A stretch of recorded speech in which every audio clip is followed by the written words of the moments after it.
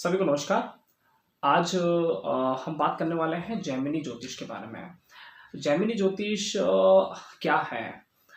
ये किस तरह से जन्म कुंडली को लेकर कार्य करता है? जैमिनी ज्योतिष में ऐसी क्या विशेषताएं हैं जो वैदिक ज्योतिष से इसको बहुत अलग बनाता है ना? वैसे ऐसा कहा जाता है कि सारी ज्योतिष वैदिक से निकला हुआ है ना? लेकिन जैमिनी ज्योतिष किस तरह से इतनी सिंपल है, इतनी सरल है, इतनी सटीकता दे सकता है? तो इसके लिए सबसे अच्छी बात ये है कि यहाँ पर बहुत ज़्यादा मेहनत करने की कभी आवश्यकता नहीं होती।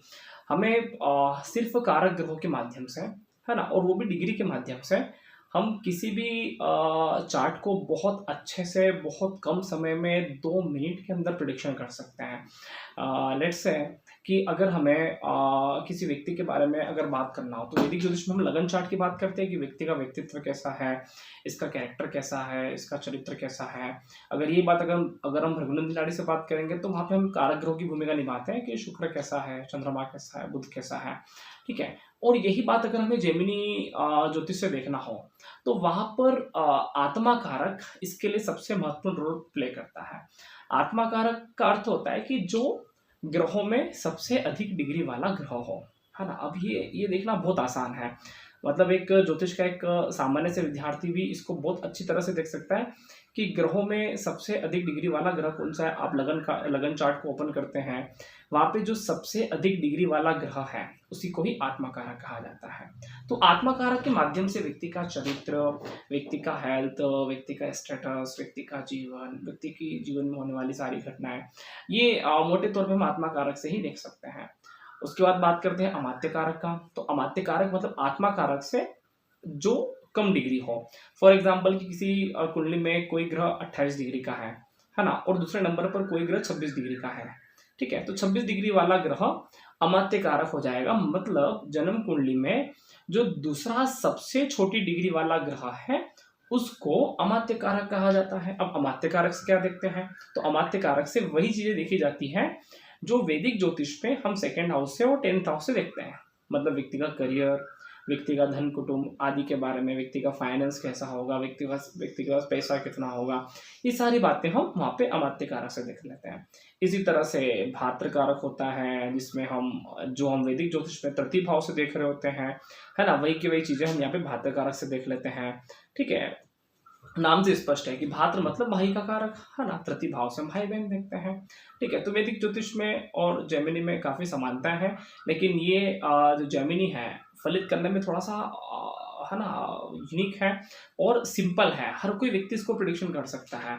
मात्र कारक को देखना हो तो जो सबसे ग्रहों में चौथी डिग्री, है ना? मतलब सबसे बड़ी डिग्री को आत्मा कारक, उसके बाद अमात्य कारक, उससे कम डिग्री को भात्र कारक, भात्र कारक से जो नीचा जो छोटी डिग्री होती है, उसको बोलते हैं मात्र कारक।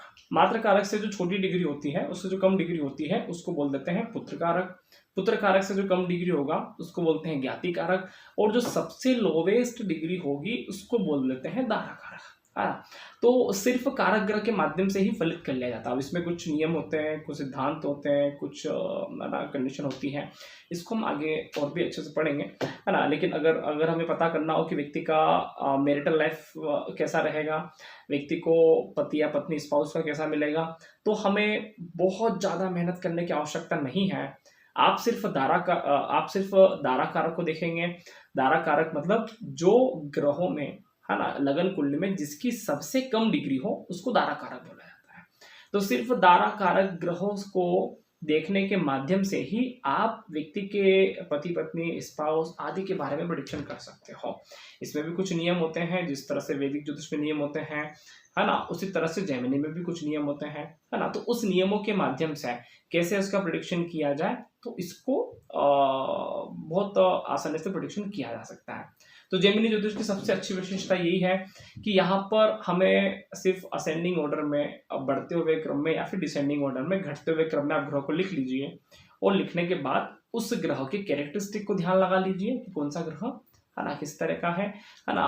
फिक्स्ड कारक को ध्यान लगा लीजिए और उसके बाद कुछ योग होते हैं, है ना? जैसे आत्मा कारक और अमात्य कारक का संबंध बन जाए, है ना? अगर आत्मा कारक और अमात्य कारक का युति केंद्र और त्रिकोण में बन जाए, तो ऐसे योग जैमिनी में राजयोग कारक कहा गया है।